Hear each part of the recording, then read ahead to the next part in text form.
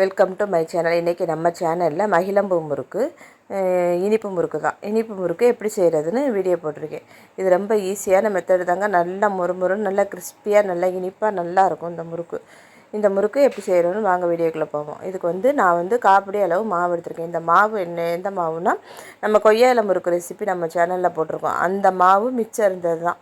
அந்த மாவு எப்படி அரைச்சிருக்கேங்கிறத நீங்கள் அந்த வீடியோவில் போய் பார்த்து அந்த மாதிரி அரைச்சிக்கோங்க.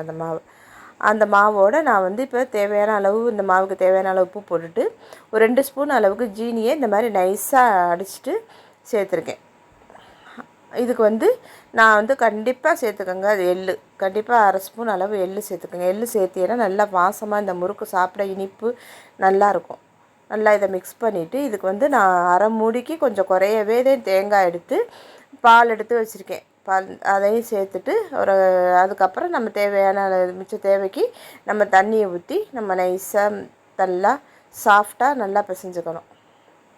தண்ணியை ஊற்றி தண்ணியை கொஞ்சம் கொஞ்சமாக தான் நம்ம ஊற்றணும். ஏன்னு கேளுங்க, அது ஜீனி போட்டிருக்கிறதுனால அது இலகும் இல்லையா, அதனால் நம்ம தண்ணியை கூட ஊற்றிடக்கூடாது. அதனால் பார்த்து கொஞ்சமாக தண்ணி ஊற்றி கொஞ்சம் நல்லா பிசைஞ்சு முறுக்கு மாவு பதத்துக்கு நம்ம பிசைஞ்சுக்க வேண்டியது. இதில் தேவைப்பட்டால், நீங்கள் விருப்பப்பட்டால் நெய் வாசம் பிடிக்கும் அப்படிங்கிறவங்க 1 ஸ்பூன் அளவு நெய் சேர்த்துக்கலாம். நான் இந்த நெய் சேர்க்கலை, எண்ணெய் சேர்க்கலை, வெண்ணெய் சேர்க்கலை, எதுவுமே சேர்க்கலை. வெறும் மாவு மட்டும்தான். மாவு மட்டும் சேர்த்து இந்த மாதிரி நல்லா நான் சாஃப்டாக இந்த மாதிரி நல்லா நான் பிசைஞ்சு எடுத்துட்டேன். ரொம்ப ஈஸி தான். இந்த மாவு பிசைகிறது கஷ்டம் கிடையாது. நல்லாயிருக்கும். இந்த முறுக்கும் நல்லா கிறிஸ்பியாக சூப்பராக இருக்கும். நீங்கள் ஒரு முறை செஞ்சு பாருங்கள். இந்த மாதிரி மாவு பிசைஞ்சிட்டு நம்ம அச்சில் வைக்கிற அளவுக்கு, முறுக்கு கட்டையில் வைக்கிற அளவுக்கு இந்த மாதிரி ஓவல் ஷேப்பில் நம்ம எடுத்து வச்சுக்கிட்டோம்னா நம்மளுக்கு புளியும் போது ஈஸியாக இருக்கும். கையில் ஒட்டாமல் டக்குன்னு எடுத்து புளிய ஈஸியாக இருக்கும். நான் எப்போவுமே இப்படி செஞ்சுக்கிறது. இந்த மாதிரி எடுத்து வச்சுருவேன். எடுத்து வச்சுட்டு நான் மகிழம்பூ முறுக்கு ஒரு கன்று தான் இருக்குது என் இதில் கட்டையில். இது ஒவ்வொரு இதில் 3 கன்று இருக்கும். இது ஒன்று தான் இருக்குது. அதில் தான் நான் இப்போ புளிய போகிறேன். எண்ணெயை நல்லா, தேங்காய் எண்ணெய் தான். எண்ணெயை நல்லா காஞ்சதுக்கப்புறம் நம்ம இந்த மாதிரி கரண்டியில் தான் புழிஞ்சு போடுறேன் நான்.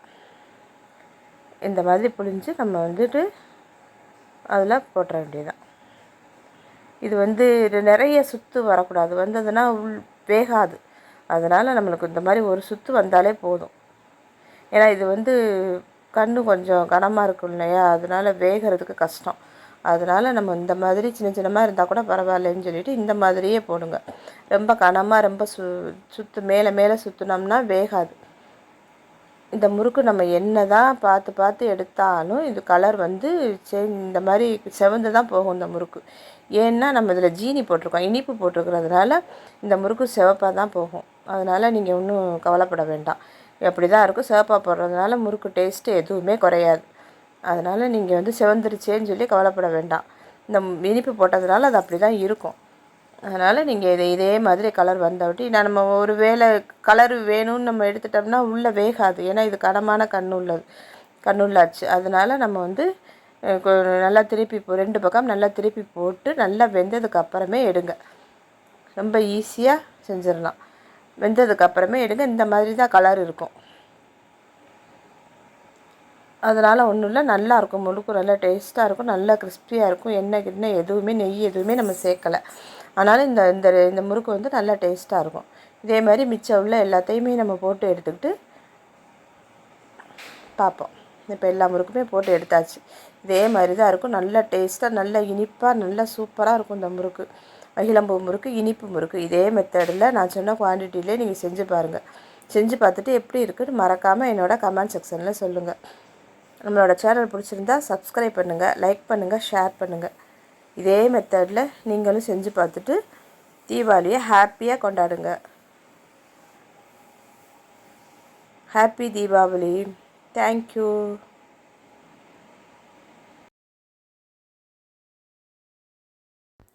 Welcome to my channel. இன்றைக்கி நம்ம சேனலில் நல்லா மொறுமொறுன்னு காராச்சேவு எப்படி செய்கிறதுன்னு பார்ப்போம். ரொம்ப ஈஸி தாங்க காராச்சேவு செய்கிறது. கடலை மாவில் செய்வாங்க. நான் இன்றைக்கி பொட்டுக்கடலை மாவும் அரிசி மாவும் வச்சு செஞ்சுருக்கேன். ரொம்ப ஈஸியான மெத்தடு தாங்க. இது எப்படி செய்வோம்னு வாங்க வீடியோக்குள்ளே போய் பார்ப்போம். அதுக்கு நம்ம ஏற்கனவே நம்ம வீட்டில் இருக்கிற பச்சரிசி மாவு, இல்லை கடையில் கிடைக்கிற இடியப்ப மாவு, இது எது வேணாலும் நம்ம யூஸ் பண்ணிக்கலாம்.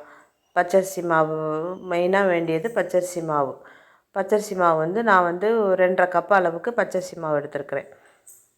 அதை வந்து நம்ம நல்லா 2½ கப் எடுத்துகிட்டு நம்ம அதை வந்து ஒரு ஜல்லடையில் போட்டு நம்ம சலித்து எடுத்துக்கணும். நம்ம முன்னாடியே இது சலித்து வச்சது தான், இருந்தாலும் இப்போ எதுவும் கப்பு எதுவும் இருக்கா என்னன்னு பார்க்குறதுக்காக நம்ம வந்து அதை சலித்து எடுத்துக்கணும். நான் 2½ கப் அளவு மாவு போட்டிருக்கேன். சலித்து எடுத்ததுக்கப்புறம் இதுக்கு வந்து நான் பொட்டுக்கடலை போட்டு தான் செஞ்சுருக்கிறேன். பொட்டுக்கடலை வந்து ஒரு 3/4 கப்பு, 3/4லேருந்து 1 கப்பு வரைக்கும் போடலாம். நான் 3/4 கப்பு போட்டிருக்கேன். ஒரு 5 பூண்டு, ஒரு 5லேருந்து 6 பூண்டு, சின்ன பூண்டுங்கிறதுனால போட்டிருக்கேன். கொஞ்சமாக இதுக்கு தேவையான அளவு உப்பு, ஒரு 1/2 ஸ்பூன் அளவு மிளகாத்தூள் போட்டுட்டு நம்ம இதை எல்லாத்தையும் நல்லா மிக்சியில் எவ்வளோ தூரம் நைஸாக பொடிக்க முடியுமோ அவ்வளோ தூரம் நைஸாக பொடிச்சு எடுத்துக்கணும். எடுத்துகிட்டு அதே அது ஜல்லடையில் போட்டு நல்லா கப்பி எதுவும் இல்லாமல் நல்லா சலித்து எடுத்துக்கணும். கப்பு எதுவும் இருந்ததுன்னா நம்மளுக்கு அந்த கண்ணில் போய் அடைச்சிக்கும் இல்லையா, அதனால் நல்லா ஜலித்து நம்ம எடுத்துட்டு மிச்சம் எல்லாம் கப்பியை வந்து நம்ம கீழே தூக்கி போட்டுடலாம். போட்டுட்டு இந்த மாவை நல்லா மிக்ஸ் பண்ணிக்கணும். நல்லா மிக்ஸ் பண்ணிவிட்டு இதில் கலர் பொடி போட்டு செய்வாங்க. கலருக்காக நான் கலர் எதுவுமே போடலை. அதை விட மெயின் காஷ்மீர் மிளகாய்த்தூள் போட்டிங்கன்னா, காஷ்மீரி மிளகாய்த்தூள் போட்டால் அது நல்லா இன்னும் கொஞ்சம் கலர் கொடுக்கும். அது என்கிட்ட இல்லாதனால நான் சாதா வீட்டு மிளகாய்த்தூள் தான் போட்டிருக்கேன். போட்டுட்டு இது நல்லா மிக்ஸ் பண்ணிவிட்டு தண்ணி ஊற்றி அந்த எண்ணெய் நம்ம இதை போட போகிறோம்ல, எண்ணெய் கொதிக்க வச்சுருக்கோம் அடுப்பில் இருக்க எண்ணெய், அந்த எண்ணெய் சூடான எண்ணெயை ஒரு 2 ஸ்பூன் அளவு சேர்த்துக்கலாம். சேர்த்து நம்ம நல்லா தண்ணி ஊற்றி நம்ம முறுக்கு மாவு பதத்துக்கு நல்லா நம்ம பிசைஞ்சு எடுத்து வச்சுக்கணும். இந்த மாதிரி நல்லா சாஃப்டாக பிசைஞ்சு எடுத்து வச்சுட்டு இதை வந்து நம்ம கட்டையில் வைக்கிறதுக்கு தகுந்த மாதிரி ஓவல் ஷேப்பில் உருட்டி வச்சுக்கணும். தான் நம்ம டக்கு டக்குன்னு எடுத்து கட்டையில் வச்சு புளியறதுக்கு ஈஸியாக இருக்கும். எடுத்துகிட்டு நம்ம அந்த முறுக்கு கட்டையில் தான் காரச்சோக்கட்டை 3 இது இருக்கும் பாருங்கள், அந்த சில்லு போட்டுட்டு அதை வந்து நம்ம அப்படி சுற்றி அப்படி புழிஞ்சு விட வேண்டியது தான். எண்ணெய் நல்லா நிறைய எண்ணெய் ஊற்றிட்டு நம்ம அதில் நல்லா பொரிச்சு எடுக்க வேண்டியதுதான்.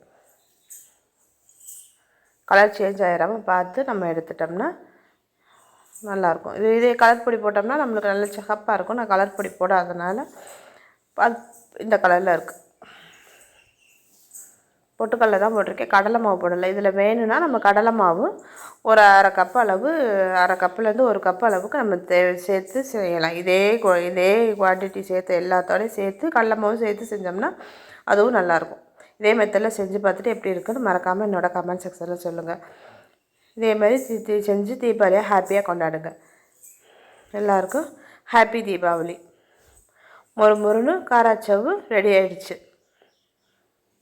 உங்களோட சேனலுக்கு மறக்காமல் சப்ஸ்கிரைப் பண்ணிடுங்க. Thank you. Happy Deepavali. Welcome to my channel. இன்றைக்கி நம்ம சேனலில் தீபாவளி ஸ்பெஷலாக முறுக்கு எப்படி செய்கிறதுன்னு பார்ப்போம். அதுக்கு வந்து நான் இன்றைக்கி ரேஷன் பச்சரிசியில் தான் முறுக்கு செஞ்சுருக்கேன். சூப்பராக கிறிஸ்பியாக நல்லா வந்திருக்குதுங்க. நல்லாயிருக்கும். இது எப்படி செய்கிறதுன்னு பார்ப்போம். வாங்க வீடியோக்குள்ளே போவோம். அதுக்கு வந்து நான் ஒரு படி அரிசிக்கு 300 அளவு உளுந்து போட்டிருக்கேன்.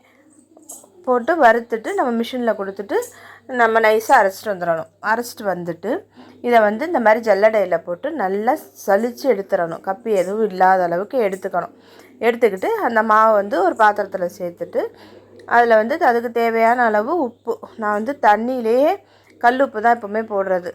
தண்ணி எடுத்துகிட்டு தண்ணியில் ஒரு கைப்பிடி அளவு கல் உப்பு, தேவையான அளவு கல் உப்பு போட்டு ஜீரகம் போட்டுக்குவேன். நீங்கள் எள்ளு கூட போட்டுக்கலாம். நான் ஜீரகம் தான் போடுவேன் எப்போவுமே. ஜீரகம் போட்டுட்டு நம்ம நல்லா அந்த தண்ணியிலே அந்த உப்பை நல்லா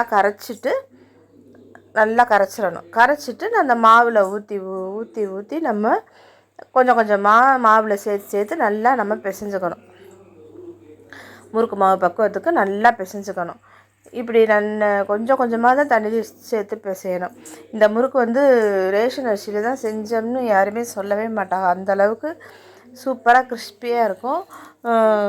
நல்ல டேஸ்ட்டாகவும் இருக்கும். நம்ம நல்லா கழுவிட்டு காய போட்டு நம்ம நல்லா சுத்தமாக கழுவிட்டு நல்லா காய போட்டுட்டு ஒரு 1/2 நாள் காய்ஞ்சா போதும். அப்புறம் 2 நாள் வீட்டிலே காய வச்சுட்டு வீட்டில் ஃபேன்லேயே காய வச்சுட்டு அதுக்கப்புறம் தான் நம்ம உளுந்து வறுத்து கொடுத்து போய் அரைச்சிட்டு வந்து நம்ம செய்யணும். நான் இன்றைக்கி வந்து தேங்காய் எண்ணெயில் தான் இந்த முறுக்கு புழிஞ்சிருக்கிறேன். நீங்கள் ரீஃபண்ட் ஆயிலு பாம் ஆயில் எதில் வேணாலும் நீங்கள் புரிஞ்சுக்கலாம். நல்லா கொஞ்சம் கொஞ்சமாக தண்ணி ஊற்றிட்டு அந்த சூடாகிட்டு இருக்க எண்ணெயை ஒரு கரண்டி எடுத்து நான் அதில் ஊற்றிக்கிட்டேன்.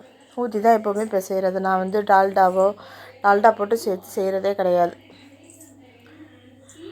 நான் அந்த எண்ணெயவே எந்த எண்ணெய் காய் தான் நான் ரீஃபைண்ட் ஆயிலாக இருந்தால் ரீஃபைண்ட் ஆயிலேருந்து ஒரு ஒரு ஒரு கரண்டி எடுத்து அந்த மாவிலே ஊற்றிட்டு நல்லா பிசைஞ்சுக்கணும். நம்ம முறுக்கு மாவு பக்குவத்துக்கு நம்ம நல்லா கை வச்சு நல்லா பிசைஞ்சு எடுத்துக்கணும். மாவு பிசைகிறதுல தாங்க இருக்குது முறுக்கு டேஸ்ட்டு. ரொம்ப தண்ணியாகவும் பிசைஞ்சிடக்கூடாது, அதே நேரம் ரொம்ப திக்காகவும் இருந்துடக்கூடாது. நல்லா இப்படி பிசைஞ்சிட்டு இப்படி நம்ம இந்த இப்படி ஓவர் சேஃபுக்கு எல்லாமே உருட்டி எடுத்து வச்சுக்கணும். எடுத்து வச்சுக்கிட்டு நம்ம முறுக்கு உரலில் வச்சு புளிய வேண்டியது தான். முறுக்கு உரலில் வச்சு நான் கரண்டியில் தாங்க புளிஞ்சு போடுவேன். எனக்கு இந்த மாதிரி கரண்டியில் நல்லா புளிஞ்சிட்டு நம்ம எண்ணெயில் சேர்த்துற வேண்டியதுதான்.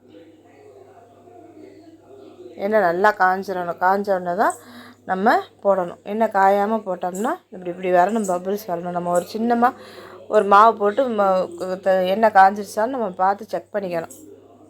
அவ்வளோதான். போட்டுட்டு கரண்டியில் தான் நான் இப்போ போடுறது. எப்போவுமே போட்டுட்டு நல்லா இந்த 2 பக்கம் திருப்பி விட்டுட்டு நல்லா மொறுன்னு வந்தோடனே நல்லா கலர் சேஞ்ச் ஆகிடக்கூடாது. கலர் சேஞ்ச் ஆச்சுன்னா சிகப்பு கலராக போயிடும். அதனால நம்ம கலர் கவனமாக பார்த்து நல்லா வெந்ததுக்கப்புறம் இப்படி எண்ணெயெல்லாம் அப்படி அடங்கி இருக்கும். அப்படி நுறையா வர்றது அடங்கி இருக்கும். அந்த முறுக்கெல்லாம் வெந்துருச்சுன்னு அர்த்தம். அந்த மாதிரி பார்த்து எல்லா முறுக்கையும் நம்ம எடுத்துக்க வேண்டியதான்.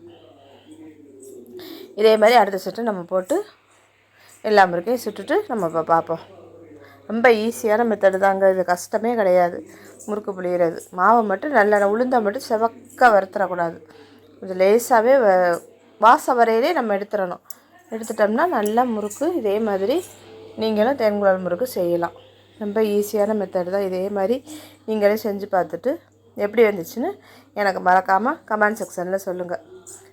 இதே மாதிரி அடுத்த செட்டை நான் போட்டு எடுத்துட்டேன். எல்லா முறுக்கும் சுட்டுட்டு இப்போ காமிக்கிறேன் உங்களுக்கு. அவ்வளோதாங்க. எப்படி இருக்குது பாருங்கள் முறுக்கு. நல்லா மொறுன்னு நல்லா கிறிஸ்பியாக இருக்குங்க.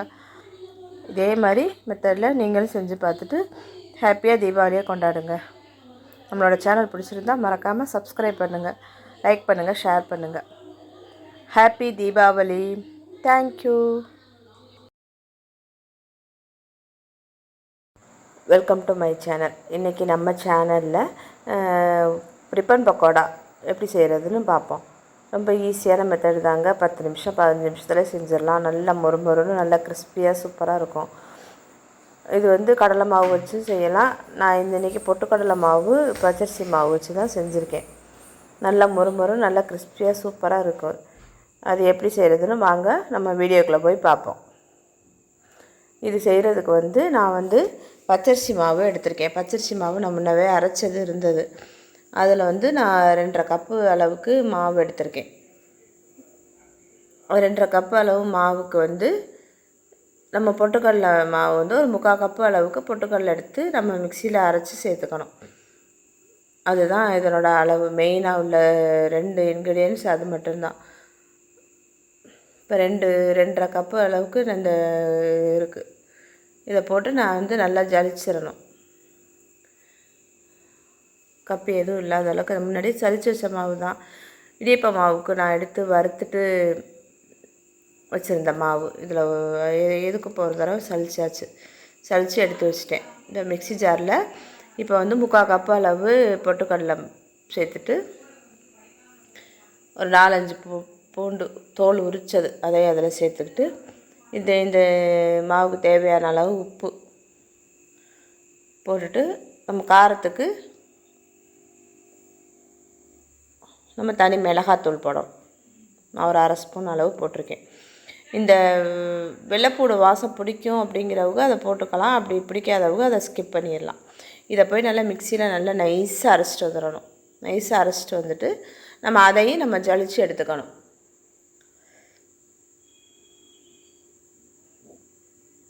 கப்பி எதுவும் இல்லாத அளவுக்கு நம்ம நல்லா நைஸாக அரைச்சிட்டு இந்த மாதிரி நல்லா மாவு அந்த பச்சரிசி மாவோட நம்ம நல்லா ஜலிச்சு எடுத்து வச்சுக்கணும்.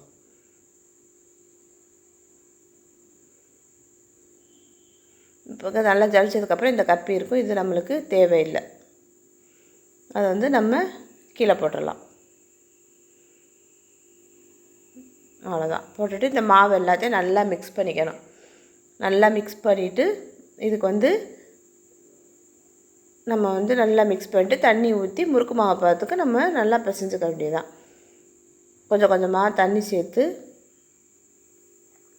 நம்ம மாவு எவ்வளோ சாஃப்டாக பிணைகிறோமோ அவ்வளோக்கு அவ்வளவு நல்லாயிருக்கும். இதில் நான் வெண்ணெய் நெய் எதுவுமே போடலை. இந்த சூடாக இருக்கிற இப்போ எண்ணெய் காஞ்சிட்ருக்கு, அதில் வந்து சூடாக இருக்கிற எண்ணெயை மட்டும் நான் ஒரு 1/2 கரண்டி அளவு 2 ஸ்பூன் அளவு எடுத்து இதில் சேர்த்துக்கிறேன். கொஞ்சம் கொஞ்சமாக தண்ணி ஊற்றி நல்லா மிக்ஸ் பண்ணதுக்கப்புறம் அந்த எண்ணெயை மட்டும், எண்ணெய் எதுக்கு நம்ம சேர்க்குறோம் அப்படின்னா நல்லா கிறிஸ்பியாக வரும் முறுக்கு. அதனால் ஒரு 1/2 கரண்டி அளவு மட்டும் சேர்த்துருக்கேன். 2லேருந்து 3 ஸ்பூன் அளவு இருக்கும் எண்ணெய். கொஞ்சம் தானே மாவு, அதனால் அதை எண்ணெயை சேர்த்துட்டு நல்லா மிக்ஸ் பண்ணிவிட்டு நம்ம இந்த தண்ணி சேர்த்து நம்ம நல்லா முறுக்கு மாவு பதத்துக்கு இந்த மாதிரி நல்லா நம்ம சாஃப்டாக நல்லா பிசைஞ்சுக்கணும். அவ்வளோதான். மாவு பிசைகிறது மட்டும்தான். மாவு பிசைஞ்சிட்டோம்னா டக்குன்னு போட்டு நம்ம எடுத்துடலாம். ரொம்ப சிம்பிளான மெத்தடு தான். நல்லா இந்த மாதிரி மாவு பிசைஞ்சிட்டோம், கையில் ஒட்டாமல் நல்லா வந்துருச்சு மாவு. இதை வந்து நம்ம அச்சில் வைக்கிற அளவுக்கு நம்ம ஓவல் ஷேப்பில் நம்ம உருட்டி எடுத்து வச்சுக்கணும். இந்த மாதிரி உருட்டி நம்ம எல்லாத்தையும் எடுத்து வச்சுக்கணும்.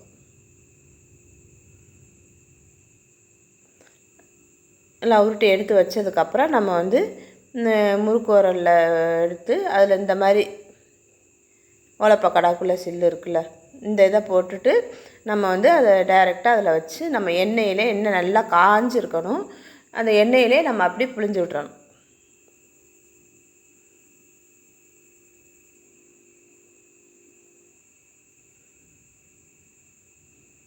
மொத்தமாகவும் நம்ம அப்படியே புழிஞ்சு விடலாம்.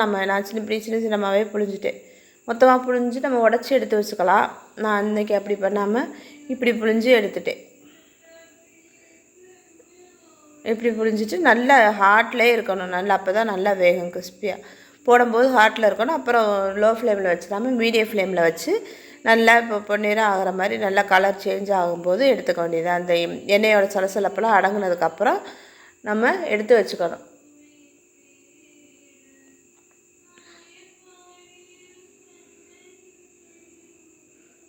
இதே மாதிரி தாங்க ஈஸியாக மற்ற இருக்கிற எல்லா மாவையும் நம்ம போட்டு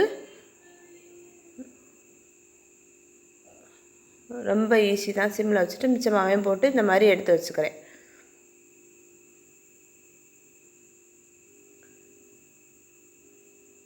இதே மாதிரி ஈஸியாக நம்ம செஞ்சிடலாம்.